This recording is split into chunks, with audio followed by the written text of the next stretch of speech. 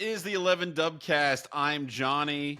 He's George. Hey, we were absent for a week because we were like, oh well, when we come back, there's going to be all this incredible news about Michigan's just absolute depantsing by the NCAA. Yeah, we were dreading the thought of doing a show, and then Monday morning, all these leaks happen from the exclusive closed doors hearing.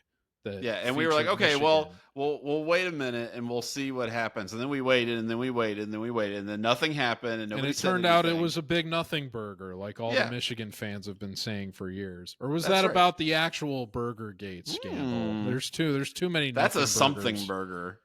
They're all a bunch of Redemax Nothing Burgers in Michigan, and there's too many to keep track of.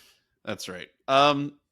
So the actual NCAA hearing, it was behind closed doors. They didn't release anything. Apparently it's going to be like, I don't know, a month to 3 months before anything is officially released.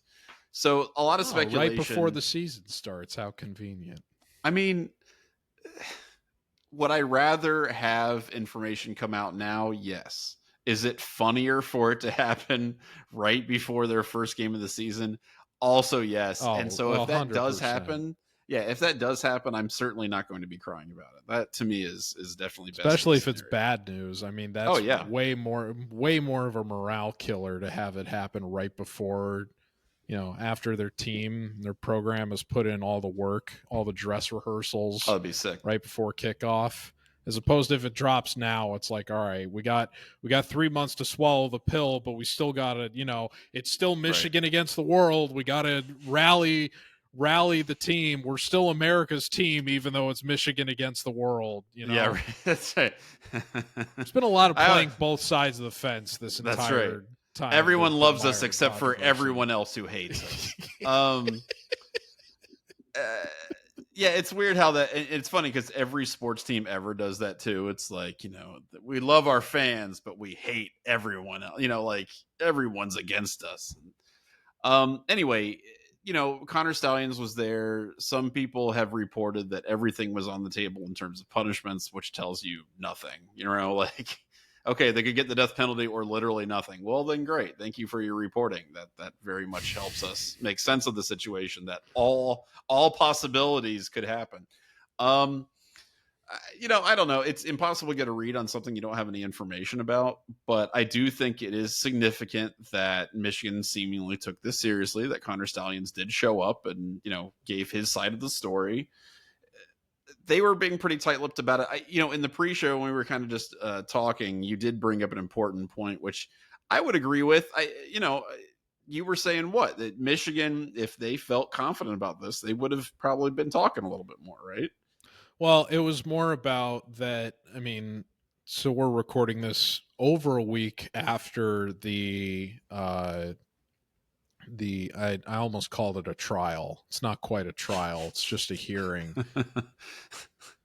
The Michigan lawyer types that are Michigan lawyer types that are litigating this situation want me to be very particular about my language in terms of how we go about talking about judgment at Chicago NCAA headquarters.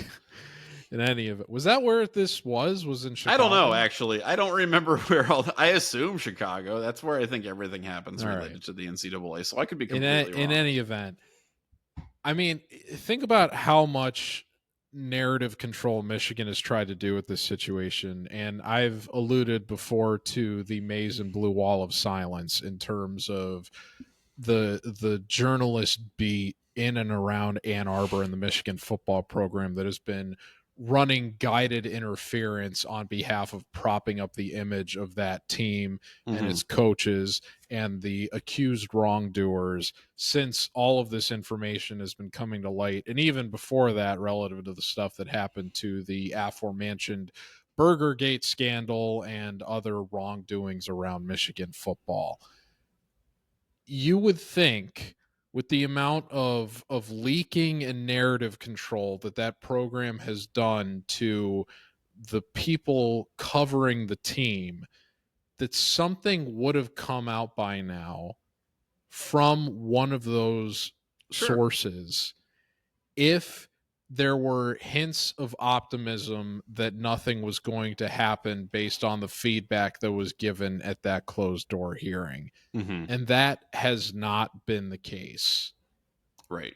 So I think that even though, again, I don't, I'm not claiming to be 22 Buck or any of these other, exclusive insiders with the scoop in the 11 Warriors forums. All I can do Yeah. is read the tea leaves and speculate the same way anybody else does. But a reasonable amount of logic would tell you that if there were a reason for optimism from the Michigan side coming out of that hearing that would have leaked to the media by now. And the fact that it has not tells you that no news is good news if you're an Ohio State fan, or at Sure. least somebody that just wants to see Michigan tangibly punished, like I still believe the common college football fan does. So we're Yeah. not going to know for as many as 90 days from last week what's actually coming down the pike, but I still feel reasonably good that something is going to come out of this that leaves a scar on Michigan's football program, even if it isn't an outright stripping or de-recognition of a national championship. I think that there will be something that makes it apparent that the NCAA is not okay with the repeated offender status that Michigan has put forth relative to violating the rules and integrity of the sport, Yeah. particularly in the Stalions case. I kind of think, I mean, that's part of it. I also think the NCAA just really hates being lied to. And honestly, what will be funny to me, and what I think honestly might end up happening, is the thing that's going to get Michigan in the most hot water isn't even going to be necessarily the spying stuff, which I think Stallions will successfully pin on himself, right? Like he'll be the toady, he'll take the fall. I think it's the fact I that didn't do anything wrong, but if I did do anything wrong, it was all my fault, and Michigan that's right, had that's nothing to right. do with it. That's right. Also, I don't remember anything about it, even though it definitely happened, and it's something that I planned by myself. Um, again, I think the larger thing that the NCAA is going to care about, and again, this is just speculation on my part, but the deleting of the text messages, right? And then, the gall that Michigan, the way they spent, the way they spun the whole thing was, oh, but we gave the text messages to the NCAA. It's like, no, you didn't. No. You gave the phone that the text messages were on, and then the NCAA had to then reverse image all the information, all the data on the phone to then collect said texts. So you did not willingly give all that over. And I think that's the kind of thing that really pisses the NCAA off the most, which is that coaching the staff's lies. very good at committing computer crimes, Yeah, well, clearly. And so since that's a pattern, and that's, I mean, that has to be in consideration, I think, at least a little bit, that this is a quote unquote rogue program doing whatever they want and lying to the NCAA with impunity. It is just really funny that like Michigan, a lack of institutional control, if you will. I don't know if they'll go that far.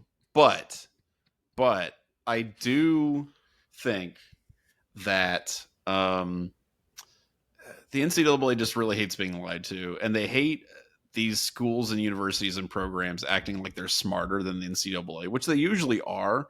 But it's funny to me that Michigan, who has been the goody two shoes university for so long, or at least they've tried to portray themselves as such, and then when they come out and they try to be the bad guy, the bad boys, flipping up their collar and wearing their leather jackets and revving their Harleys, they like immediately run it into a wall and do the dumbest possible thing. Like they have no idea how to be the bad boys, and they portrayed themselves as that. When the whole Stallions thing came out, all the Michigan media was like, hell yeah, we're freaking badass. Like, we'll break any rule. And it's like, oh, owie, I stubbed my thumb. Like, they don't understand how to break these rules effectively. And so they do it ineptly. And the repeated lies to the NCAA, I think, is what's really going to piss them off. So, I've been pretty steadfast that I don't think Michigan's going to get huge penalties for this. I don't know that they're going to get clipped too badly, but I also think it's becoming pretty apparent that they're not going to walk off scot-free out of this. So, I am willing to That be a sounds more convert. optimistic than you were a month ago in terms of Well, what because was I actually agree gonna with you, because happen. I do think that had this transpired, if this had gone really well for Michigan, we would have known about it, honestly. And because there's so much ambiguity in the outcome, that I agree with you. That suggests not great things for Michigan, and that's funny to me as an Ohio State fan. So that's really what I want: the funniest possible outcome. Uh, which is, Well, again, the NCAA dropping all of the punishments the night before their first game of the season. Well, listen, Dubcast audience and Buckeye fans alike, if eternal pessimist Johnny Ginter has done an about face in terms of the forecast of Michigan's punishment for this, that's a reason to feel very, very good about what's potentially coming the Yeah, Wolverines' way. because if Is it there's not? a way for me to be negative about something, I will find that. I will find whatever kernel of doubt or sadness or or, or uncertainty. I will find it, and I will grow it into a mighty tree of self delusion and doubt, and park myself right underneath it forever. So that's how I roll. If there's a parade, Johnny Ginter will rain on it. That's Rest right. assured. Damn right. A couple other things we have to talk about, large things regarding the NCAA. You've got the $278 billion House settlement involving revenue sharing with the NCAA. Russ Bjork said Ohio State's going to continue to try to sponsor all 36 varsity sports. Cool. I mean, I guess Where do they Ohio get State all can do that that. money? Who knows?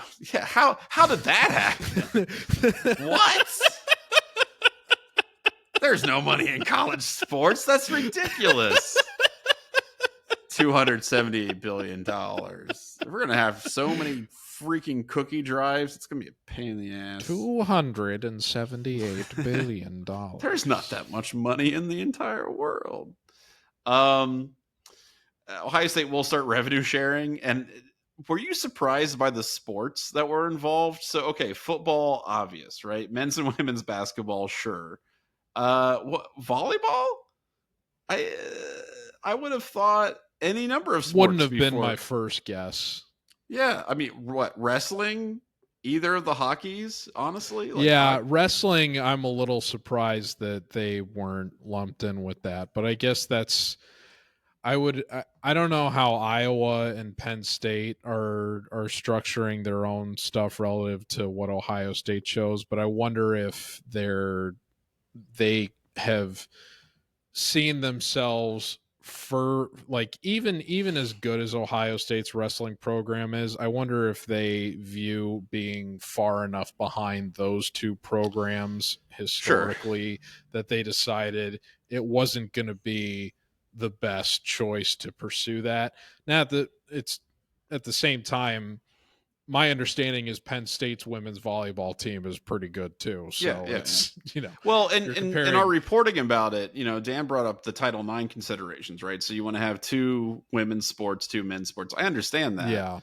But why just two? I feel like women's hockey is right there. They're an incredibly successful program. Yeah.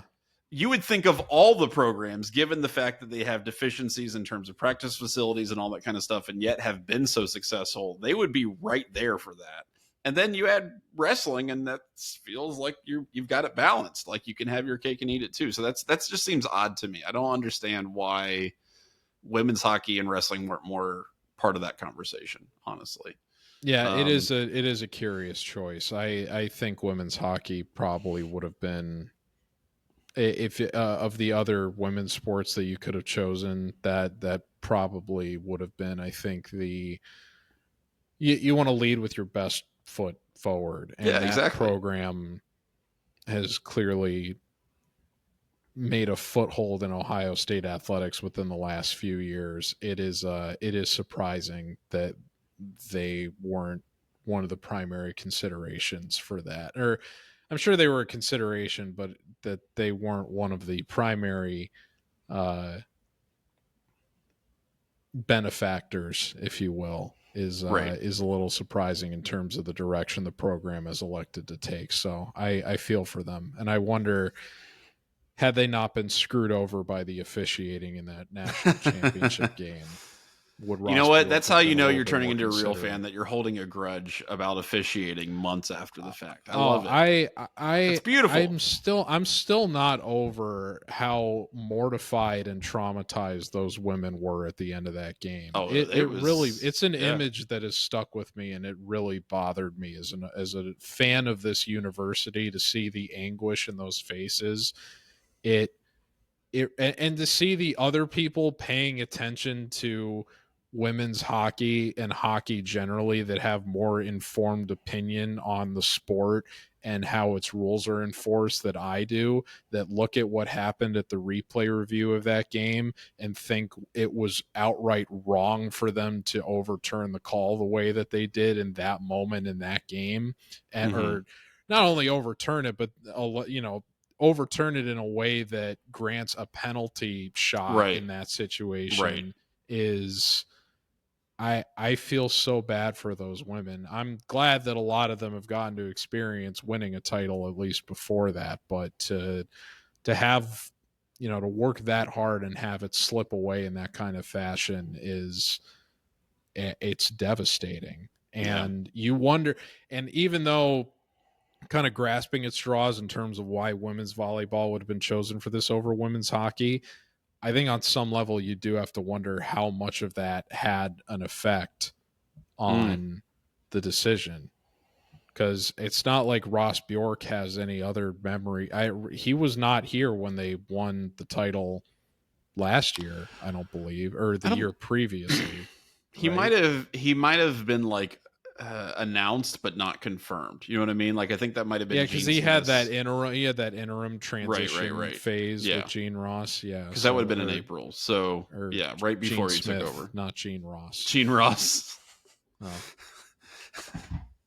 Yeah, I too remember when Gene Smith was, Can you tell that Gene other Ross was on the places? side of the net going, "Oh my god, Can you tell he that just other killed a place man." I used to do a podcast for has stained my memory?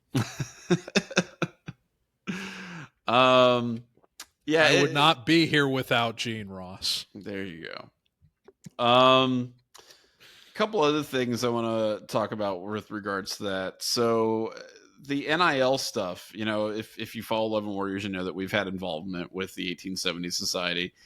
And then there's the foundation, and now they have merged into one globular entity that It's is pronounced the Foundation. the foundation. Connor. Yes, that's right. Capital T, capital H, capital E. Well, it doesn't exist anymore. Now it's just under the Buckeye Sports Group, which is just kind of under the auspices of Ohio State. And yeah, they kind of they're in charge of everything, which frankly was always kind of the end game with this. Honestly, like of course that's how it was going to work out. Ohio State wants to have control over that, and now they do, and that's it made no sense to me, honestly, long term, that Ohio State would allow two entities to kind of just go ahead and represent them. Ohio State doesn't like that. They like to be in charge of that if at all possible. So Yeah, I think that's kind of probably inevitable. that's my greatest surprise probably about Ohio State winning the national championship from this past season, is that with how much more concentrated other programs have their NIL infrastructure set up, when this Wild West moment in college football started, I mean, I think there was even a third outfit for Ohio State other than 1870 and the foundation that was doing Yeah. NIL fundraise. I can't remember what their name was, but I'm pretty sure there was a third one. But in any event, you had several different entities trying to do this kind of fundraising for NIL. And in the same way that the common train of thought in the sport is, if you have two quarterbacks, you really have none. Right. You want to have one distinct leader. You want to have one channel of focus in terms of who's going to be leading the front. And I think the same can be true about giving a clear place for, if you're trying to direct donors and fans to contribute to the financial well-being of the program, for the purpose of attracting talent, having multiple different avenues at like asking and advocating for those kinds of support is not conducive to success. And I was worried that it was going to be something that was going to hamstring the ability for Ohio State to succeed in that department until we got to a solution like the one that we just got with Buckeye Sports Group. It didn't end up happening. Frankly, I don't really feel like there was ever kind of a Cold War between the foundation and 1870 Society. No, I think they had different niches and different things they were trying to accomplish. Yeah, but you still were lacking what there is now in terms of a clear body that should be attracting the interest of donors and fans in terms of giving that support out. Before, I think that if you were someone that was potentially interested in getting involved, it wasn't clear what the best avenue to go down was. And I think that was a byproduct of just the Ohio State fan base being one of, if not the biggest in the sport, is that there's just too many, in the same way that there are a lot of other, we're tooting our own horn for sure. I like to think that 11 Warriors is pretty far out and away, like the leading media outlet for Ohio State sports journalism in the space. But there's a lot of people vying for that number 2 spot, like a lot. And and in a way that I don't think other fan bases for colleges can support, just because there's just not enough fans. Like I know that there were a ton of outlets for Michigan that sprouted up after they won the most recent national championship or their most recent title, but for schools that aren't having that kind of postseason success, the fan interest just isn't there to support multiple outlets about this. Sure, we've got at least half a dozen for Ohio State football. Right. So it speaks to, other than 11 Warriors. So it speaks to how voluminous the fan base is. And it was kind of inevitable that a problem like this, I think, was going to get created relative to all these people wanting to get involved in the fundraising component in this era. So I'm very glad that the efforts have been concentrated now to where there's one clear-cut body and one that is directly attached to the university that can be handling this. I think it is a very positive sign and outlook for the program going forward. The fact that it's coming off of a national championship season and that they were able to get through that period without having this and still have as much success as you can have in the sport, I think is a very good sign of what's potentially to come, as the efforts are now all not only concentrated, but also predominantly brought in-house. Yeah, I would agree. I think it's smart for Ohio State to do this just in general. I mean, because like you said, there's so many different avenues for this. There's so many different things that you have to attach your name to if you're Ohio State. There's so many different competing interests. It just makes more sense for them to have this all in-house. And Ohio State as an entity, not even Ohio State athletic department, but just as a university in general, is obsessive about their image, controlling their likeness, all that kind of stuff, like controlling all the things that are related or even adjacent to the university. So for me, they're going to try to do that because that's what they do with everything else. They don't want to cede that kind of control because that's not how they operate. It's very much, this is our organization. We keep things in house and we don't really trust other people who are outside of that circle. That's not necessarily a bad thing. It can be both good and bad. I mean, if you have this, rally around the flag effect where everybody kind of supports the university no matter what, cool. That definitely can raise money. It can also, mean that the university is only accountable to itself. And that's not always good.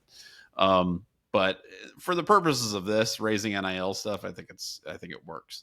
Other thing I want to talk about, I think it's good for 11 Warriors too, because we've talked about it before, but I know that when 1870 got announced, there were a lot of people outside the Ohio State fan base that were worried about conflict of interest. Oh, sure, yeah. And And I then don't think that's ever very well, and this speaks to how awesome Dan is, because again, right. I've talked about this publicly on the show before, but very shortly after that kind of pessimism came about, the thing with Brian Hartline Oh, and yeah, his getting in DUI. the ATV accident on his own Right. property happened, and Dan was out at the forefront of reporting on that. And if there were really a conflict of interest in terms of 11 Warriors and the university, you would think that Ohio State wouldn't have wanted an outlet of 11 Warriors Yeah, size right, to of be, course, yeah. so out in front of reporting on that, Right. even though there was no sort of wrongdoing that would have compromised anything anyway. But I Yeah, think I that mean, squashed that in the bug right away. But the fact that 1870 is out of it now, like entirely, I think just helps reinforce the image that 11 Warriors has in yeah, I think terms so of too. objectivity. Last thing I want to talk about real quick before you ask us anything. There was NCAA's moving towards a singular transfer window in the offseason, probably in the spring. Ohio State, Ross Bjork, Ryan Day seem to be generally um, okay with that. How do you feel about that? First of all, in terms of there being a singular transfer window and then also it being in the spring, are you cool with that? Do you think that's a good time to be doing that? Yeah, I don't like that it can happen. So I don't like the thought of it happening right after the regular season ends. Yeah. I think it creates too much chaos for particularly teams that, it's a little bit of a first world problem if you're a team that's in the college football playoff and you're having to worry about talent, Mm-hmm. leaving and going elsewhere that maybe thinks it isn't being appropriately utilized. But I think it does help kind of mitigate the mercenarious, if you want to call it that, kind of state of things in college football right now relative to the transfer window, that Right. I mean, the players thing can is, just like, kind of when up else are and you going to leave do it? for You another know what I mean? opportunity. Like, because if you do it after spring, then spring football becomes this like lockdown, Soviet style thing where it's like we can't let any information come in or out of the practice facility. They're not going to have any spring games. That's all going to be dead. So they'll be super paranoid about everything that happens in the spring if you do it after that. You can't do it in the summer, right? Like you can't do it before fall camp because that's a disaster and that's going to be, like there's no way you could plan anything. You obviously can't do it during the football season. I honestly think spring is like right after the season ends, like February. That's pretty much it. I feel like that's the only time you can really do it.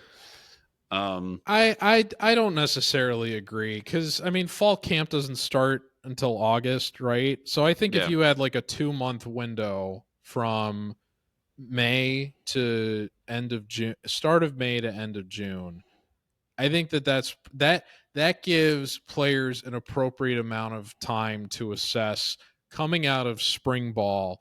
How am I going to fit into this equation with the team sure. next year? If I'm Yeah, feeling good about it, maybe I can stick it out. If my team just had its spring game and I didn't get to play much and the prognosis isn't great, the school year, when school's out, the players can go home and potentially try to assess. find a new No, place to that's get fair. to I see what before you're they saying. get there. I think it would be best to have it line up specifically with, when school is in session, you are there. Right, When school is not in session, you have the potential to look for greener pastures if you want to pursue that route. I right. actually think that that's probably the best way to do it. Yeah, But cut it off before fall camp starts in August so that right. they have an appropriate amount of time to get acclimated and it doesn't come at the detriment of a program that a player can decide 2 weeks into camp that they want to Yeah. get out of there before the season starts. Well, and the other thing is, I mean, I'm all in on the one train. I think there has to be one. I think it's ridiculous that there's two. I don't understand why I they ever did completely that. agree. Yeah. I think that's just chaos, and I don't understand what. I mean, I'm all about players having the ability to transfer, right? Like, I think there's zero wrong with that. That's totally understandable, but you got to limit it to a certain period of time just to like keep everybody sane, right? Like that. Yeah. It seems to me that if there's no advantage to be had if players can transfer in the middle of the year, they can transfer at the middle of the like you gotta like make it so that everybody has the same set of rules that they can play by, whereas you're not penalized if you're a playoff team, right? Like that's something that's very real. Like, and not only playoff teams. I mean, it's already bad enough that you have so many players that are potentially draft eligible that are electing to sit. Oh yeah, right, right, out of bowl games. But right. if you're a player that is talented and maybe your team went like 7-5, but you're very good and you have the potential to get a big role at a Power 5 program the next year. I mean, if you elect to just stay out of the bowl game, and I know there's going to be the argument, it's like, well, what if they get hurt in the bowl game and then, they're not, and that's, to a certain extent, that's a fair argument, but it's not like every single player that ends up playing in the bowl game when they could have sat out tears their ACL. It's no, that's a guarantee. I understand that argument, but it's, kind of, I don't want to say wish casting, but it's invoking a worst case scenario that happens a lot less often than I think people that are advocating for the player perspective want to admit that it does. Mm-hmm. And I think that there has to be, I mean, there is a whole mindset from a lot of people. It's like, oh, well, in the same way that people are like, well, screw the companies and corporations. They're not loyal to their, workers anyway. It's the same thing with like, oh, the schools and the universities don't care about the well-being of their student athletes. They just want to make money off of them and whatever. Mm-hmm. I don't think that that's fair to the people on the coaching staff that support these players and to the teammates of these players. I think it's a little bit different than if you're going to make a comparison to, a more corporate professional dynamic out in the world beyond scholastic sports. So I think that you do have to be fair to the program to a certain extent, and sure, only allowing one transfer window once the season is over, well before the next season begins, is something that is both in the best interest of and fair to all the parties involved. So I hope they do go in that direction. Yeah, I agree. And I think, NCAA is trying to claw back some sanity and what's become a very not sane process. And we'll see how successful they are. I don't know. Maybe this is the start of a golden era for the NCAA, and the best way that they can restore order and make their power felt throughout the college football universe is to make an example of a bunch of wrongdoers. There you go.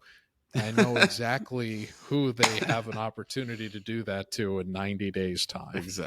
Exactly.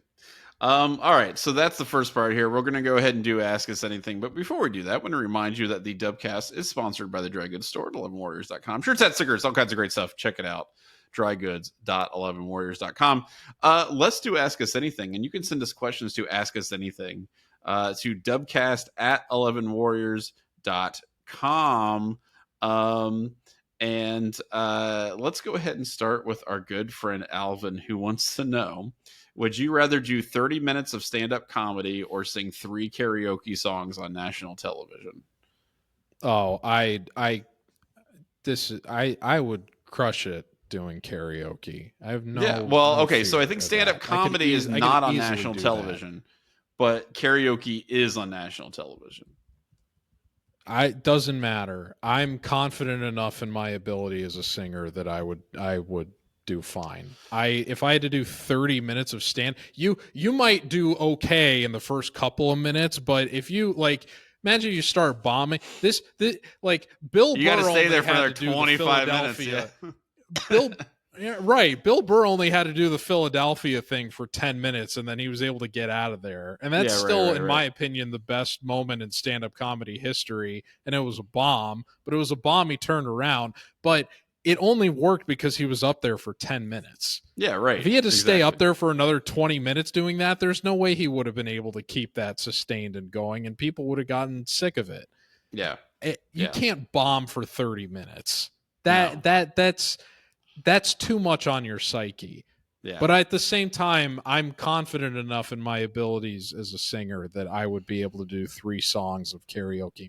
I have to pick the songs, though. If somebody else is picking the songs for me, and then I have to sing, that's a different conversation. Okay, but what are your songs then? What are your 3 songs? Well, Snake Eater would definitely be one of them. Which I've sung on the show before. Yeah. I did the last song I did at karaoke was a few years ago. I did All These Things That I've Done by the Killers, and I look, I don't mean to toot my own horn, but I had women swooning in the audience when I did that one. Literally, I literally did this thing. So that's why I feel pretty good about any way that this goes. So I'll figure it out. But what about you, Johnny? I have 0 musical talent or skill or ability whatsoever, but I would be happy singing 3 karaoke songs because karaoke doesn't have to be good. You don't have to. There's no expectation. I mean, there is somewhat of an expectation that is true. It's easier to bomb karaoke. Yeah. We talked about this. This is another thing we talked about in the pre-show. Even if you bomb it, it's still funny. Like, people are gonna be like, "Oh, okay." So I'll pick some like for instance, whenever I do karaoke, I always do "The Devil Went Down to Georgia" because you don't actually have to sing, right? Like, you don't really sing. Which is a song we've talked about this on the show too before. That I did this song at karaoke when I was a kid too, and it's a great song. I wouldn't do it again. Yeah, but my point is that it's okay to bomb at karaoke as long as you're enthusiastic and you're having a good time. Everybody's having a good time. Yeah. Bombing at stand-up, look, I can write a little bit. I could get you a type 5. I could do that. I think I could, if you gave me enough time, I could come up with 5 minutes of stand-up comedy that would make people laugh. And at the end of that 5 minutes, I'm like, all right, that was it. I'm Johnny. I'm out. Bye. And then people will laugh. Not a tight 30, though. Hell no. I don't think I could be consistently, like, again, 5 minutes. I'm sweating it, right? Like, I'm doing the whole Rocky thing. I'm like, like, I'm really working hard to get that 5 minutes, but I could do it. 25 minutes on top of that, I'm dead. Forget about it. Like, there's absolutely no way in hell I could manufacture 25 minutes of anything. I feel like really. This would be a more fair question if it was like 10 or 15 minutes instead of 30. Yeah, 30 is rough, man. 30's so much longer than you think. It really is. It's like, especially if you're up there dying. And this is somebody who, on a daily basis when I was a teacher, was talking in front of kids. I mean, you're not there, you're not talking the entire time. Obviously, that makes you a bad teacher. But, 10, 15 minutes out of every class, I'm like talking about something. And there would be some days where I would get nothing from like, they weren't engaged, they weren't interested. And just those 10 or 15 minutes feels like somebody's just stabbing you with an ice pick. It is the worst damn thing in the world. I remember this is when I was doing student teaching. I did a lesson plan for the class about the play-in towns that Stalin did right in Soviet Russia, where he moved everybody from the countryside into these industrial cities. And I made this presentation like I was a travel agent, and I was trying to sell them on a trip to Magnitogorsk, which is like the most polluted city in Soviet Russia. Just awful. That's such a specific bit, but that's actually. Okay. Well, guess what? I don't know if I would appreciate it if I was a student. the freshmen at Reynoldsburg High School did not appreciate. No, I can't imagine they would. I did that same damn thing because that's the thing. When you're a teacher, you're not doing it one time. I feel like college students would love that. They might have enjoyed it, but it's not that you're bombing one time as a teacher. You're bombing 5 times as a teacher because you have to do the same lesson. And so that's before I learned that if something doesn't work the first time you do it, just freaking toss it in the trash can. But anyway, It was murder because I'm like trying to do this fun, engaging thing, and the kids are looking at me like, "Shut up, shut up, shut up, just shut up and put on a movie or something, you stupid idiot." And I just like, it was just like icicles, like just being stabbed on my back. It was the worst. So trying to be funny for 30 minutes, forget about it. I could do it for 5, but trying to make the Soviet Union funny is a commendable. Like it's not easy. Hey, Death of Stalin, great movie. I commend you for taking on the challenge. Yeah, it was interesting. Anyway, good question. Definitely would go with karaoke. Devil went down to Georgia, and then I'd probably do some other Southern rock songs. Because again, you don't really have to sing; you just got to talk with the twang. This is from Kevin, who wants to know, when do football tickets go on sale to the public? Pre-sale starts, I believe, June 24th. I think it's coming up here soon for a lot of the big ticket ones. So I wouldn't have known that. Yeah, well, it's nice poll. It's something I had to look up ahead of time. I'm not going to pretend like I just knew that. But yeah, pre-sale. If you want to get those, Texas tickets, if you want to get those Ohio University Bobcat tickets, I guess. Forget what the other home. What? Hang on, I got it pulled up. Okay, Penn State. By the way, Kevin is not a paid spokesman from the Buckeye Sports Group writing into the Dubcast to plug when the pre-sale starts. Hey, look, I think Ohio people State should go to football. Ohio Stadium and watch them. That's fine. I'm fine with that. Okay. This is from.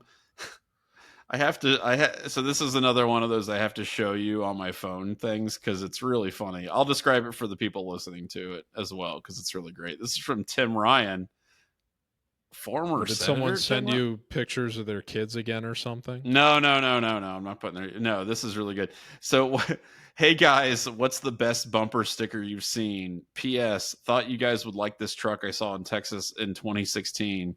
One of the recent Ask Us Anything questions made me remember it. So before I show this, I'll describe it. It's a bumper, like the back flap of a pickup truck, and it's Jesus on the cross, and he's like coming, like he's flexing and he's getting off the cross, and it says Jesus is coming, are you ready? But Jesus has been drawn to look like one of Max Fever dreams from It's Always Sunny in Philadelphia. He is insanely jacked, and it's really great. So I think that's pretty good. That's not even a bumper sticker. That's just an entire tailgate. Yeah, that's an entire tailgate. Truck. It's pretty sick. First of all, you win, Tim. That's pretty incredible. There's a guy who's kind of infamous here in Columbus. His name's Big Russ. And the reason why I know his name's Big Russ is because it's painted all over his giant truck.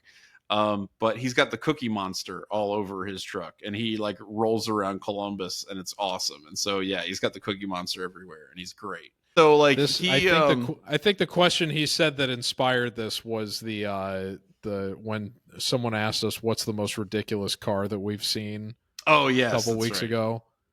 Well, and I showed that weeb rap that guy had. That was really bad. That was because I think you brought up this guy's name. Oh, Big Russ. Yeah, I think you invoked his name when we were asked this 2 weeks ago. I hope he's listening to the Dubcast. That would be really sick. Because Big Russ rules, and I have seen him around town, and it's in his car. Yeah. So, and it's not like, okay, so Big Russ. Hang on, I guess I have to technically censor his license plate, but it's like that's what's on the back of his. It's Cookie Monster with a grill and like a chain. Oh, he's got a grill. Yeah. The dude kicks ass. He's great. It's good enough for me. I love Big Russ. So anyway, that one's pretty sick. I'm trying to think if there's any other like really good bumper stickers. I can't think of like a good clever one off the top of my head, but the most ridiculous one that I've seen was a similar wrap. I shouldn't say so. It wasn't a similar wrap at all to that. It was similar in terms of it being like a vehicle wrap more than a bumper sticker. Mm-hmm. But the one that guy sent us was an entire tailgate, not even a bumper sticker. So Right. I'm putting all of this under the same roof. Uh-huh. But there was, when I was living in Chicago in 2017, I took a picture of it, so it's on my phone, but it's going to take way too long for me to find it.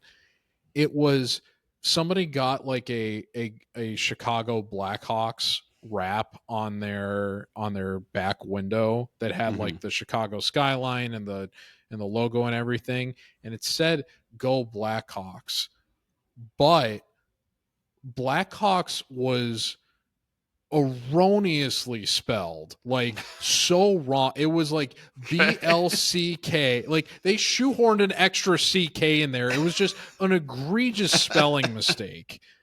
It was like "Go Blackhawks."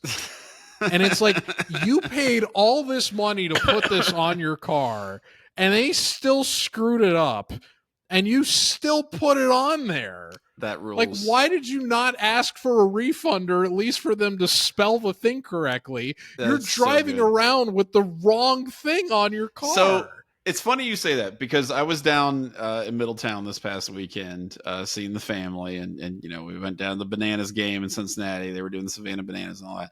I drove past my favorite place in the world, which is of course Trader's World off of I-75 near Monroe.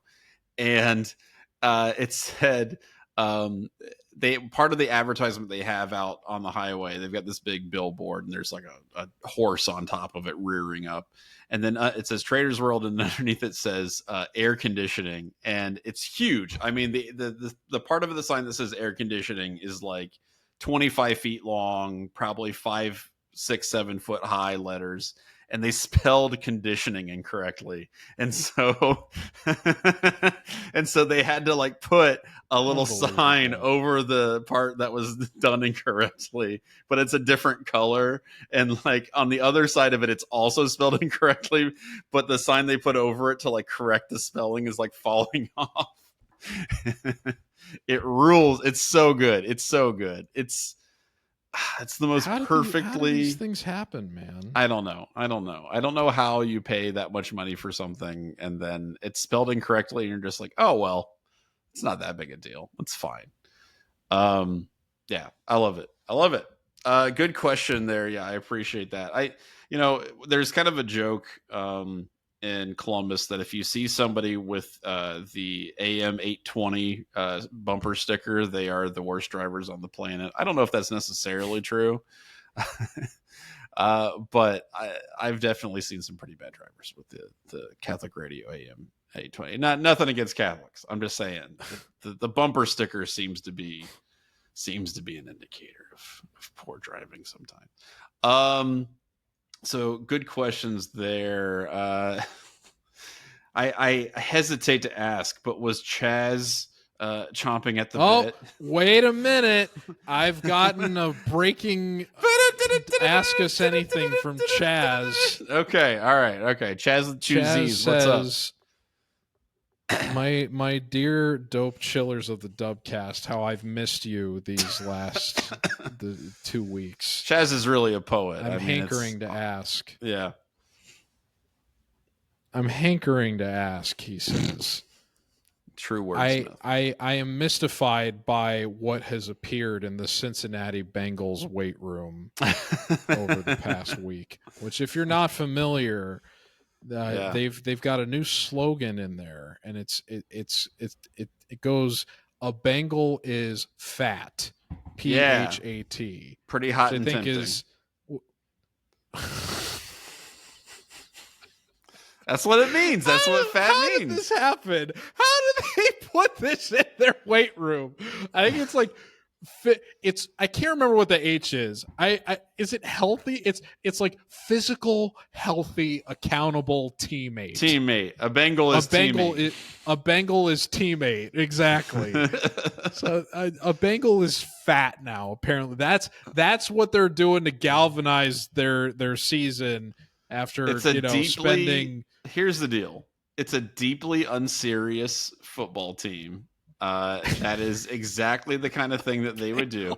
A Bengal is physical, hungry, accountable, and teammate. Hungry. Who will give their all? Hungry is worse than healthy. A Bengal is hungry. I'm still not 100%. I know there was a video. I'm still not 100% convinced it's real. I cannot, I want to believe it's not real. PHAT. Pretty high. And it's huge. It's in huge letters. Okay, too. So the reason I can believe it is because teams do this kind of short-sighted sloganism all the time. That is what Chaz's question is. That is what Chaz's question is this week is, what is the worst team slogan you that's the worst. Fat is, if it's real, a Bengal that's is the fat worst. is the worst one you've ever heard. Well, there was the classic. There's no other worst one you've ever come across. The classic is the urine test where it's you know what I'm talking about though, right? It was either the college football team. No, I cannot remember the name of the team who did this, but it's the team where they put up, I think it might have been Texas, where they put up the urine thing, and it was if your urine is this color, you're doing good because you're drinking a lot of water. And then at the bottom where it was the darkest, it said, if your urine looks like this, you are a bad teammate. Oh yeah. Okay. Which is beautiful. That's so good. I wouldn't quite call that a slogan, but yeah, I've seen it. We had something like that in my football team in high school. Right. Ohio State did "This is the Land of the Wolves" one year under Urban Meyer, which was that. What? Because it was a Sicario reference. It was a Sicario reference where the awful, corrupt drug dealer guy is "This is the land of the wolves. You don't understand." It's okay, so Ohio State. Your rival is the Wolverines. I know. What? Yeah. That guy banned the color blue at practice, and he made the slogan "Land of the Wolves." Yeah. It was really bad. That's terrible. It was terrible. And again, it's a Sicario reference, and it's supposed to be talking how badass they were. But the whole point in Sicario is the wolves are awful drug dealers who are killing children. That's how badass we are. We'll kill any kid. Yeah, they did this what does that have to do with Big Ten football? Literally nothing. It doesn't make any sense. But yeah, they had this whole "This is the land of the wolves" thing. Awful. It was dumb. I made fun of it in an article. And they stopped using it, so that it was because of me. They read that and they were like, "Oh God, we can't get roasted by Johnny again. That would be terrible." When I was in high school, one of the proudest moments of my sparkling athletic career was that I'm being facetious, obviously, when I say that, by the way, but we went 8-0 to start my senior year. And we ended up, we're almost number one team in the state going into playoffs. We lost in the second round, but we won our first round playoff game, which was first time in forever that school had won a game in the state playoffs, because prior to when I had gotten there, the team was on a multi-year losing streak, including one that extended into my freshman year. Sounds like George Eisner turned that ship around. I'm one of the reasons we did, if I'm being, I try to be so humble. Being very humble on the show today between bragging about my athletic accomplishments and karaoke ability. That's right. In any event, the multi-year losing streak that happened on my high school football team went well beyond my years of actually arriving at the school. And it was, in terms of how badly this team needed a cultural reset, that I helped bring forth. One of the slogans that this team had when they were in the midst of all these 0-9 seasons that they put on team shirts was "Get run over slowly."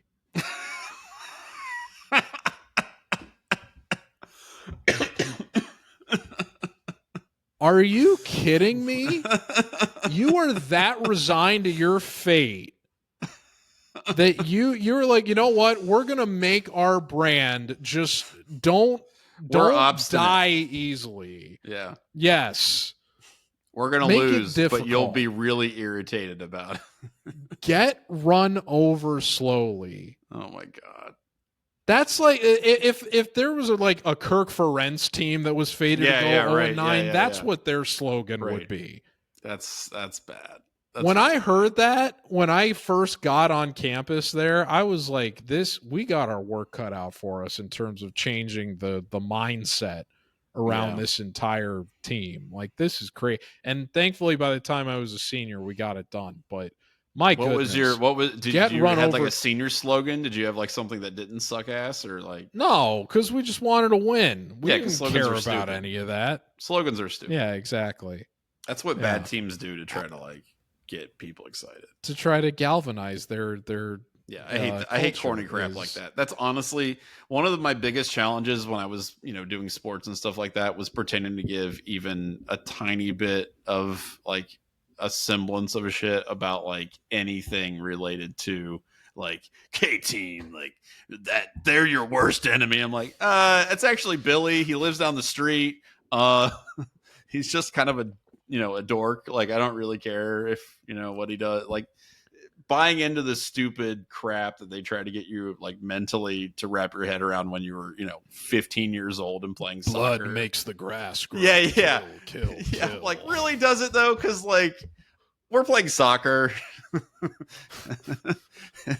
Like, this is the Mid-Miami League. We're not really good. Like, come on. It was something that was very difficult for me to buy into, in terms of that mentality. But so that's next time you find yourself supporting a team that you think is down in the dumps, just remember it really can't get any worse than get run over slowly. It's really bad. Have some perspective. Exactly. So that's Ask Us Anything. Thank you everyone for sending those questions in. We will keep answering a few more things before we get out of here. Ohio State got a commit from a 2028 running back, a Florida running back, by the way, which, Florida recruits tend to be a little, I guess flighty might be the word. However, I will say Chris Henry Jr. committed to Ohio State when he was a freshman, and he is in it to win it. So maybe it's not as crazy. I don't know. I would love to see Elijah Newman Hall at Ohio State in 4 years or however long it's going to be. But I don't know. I don't know how I feel about it. He's just trying to get that kombucha money. Yeah, that's right. That's right. Raise his profile. I'm cool with it. I mean, more power to him. How do you feel about the Ohio State basketball court redesign? Thumbs up, thumbs down. What do you think? I think it's cool, but at the same time, what is that going to help them win games? No. Is that gonna pack the shot? Is that gonna solve the attendance issue in the stadium? Yes, it will. Yes. Oh, I gotta get fill in there the entire to see this arena. I gotta get in there to see this slab of gray. It's like a slightly different shade of gray than the parking lot. I gotta get in there to see that. I don't love the gray. I think if you play on a basketball court, it should look like wood. But I don't know. Maybe I don't know. We'll see what the gray looks like. I do really like the cursive, like the Buckeyes, the script, like kind of thing. I think that's kind of sick. But yeah, I don't love the colors, I guess. So I honestly liked them doing like the Ohio silhouette. Yeah, I did too. On the court with the what I wish they would have kept that and made the court gray, because you could have conceivably done both. Right. I would have preferred that, honestly, over having a cursive alternate from the Block O. But I am generally like, ever since I saw the blue turf at Boise State when I was in middle school, I was always mystified by the idea of playing on a non-traditional surface in a sport like that. Like, so I'm generally a fan. I know there's some places that haven't done it. There's like, I think Eastern Washington, don't they have like gray turf or something like that? That does not look great. But I do like the Coastal Carolina Chanticleer teal turf, even though teal is generally a bad color in and of its own right.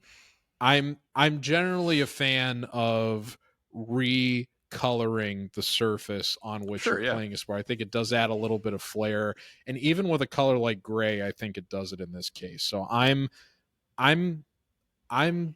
looking forward to it. Did it need to happen? Not necessarily. Are there other things that this program needs to be focused on than court redesigns?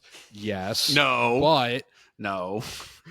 But it's, if you're the type of person that is upset about this, which I haven't really seen anybody that is, but there's always Ohio State fans that are upset about Yeah, but I think everything most that people happens. have their reaction has been, "Hey, how about you go to the NCAA tournament? How about that? Yeah, Let's do exactly. It does. You do something like this, and then your team doesn't win. Then it just kind of lends itself to the narrative of like you guys are focused on the wrong thing. Yeah, so right. it's cool that they It did seems this. desperate, right?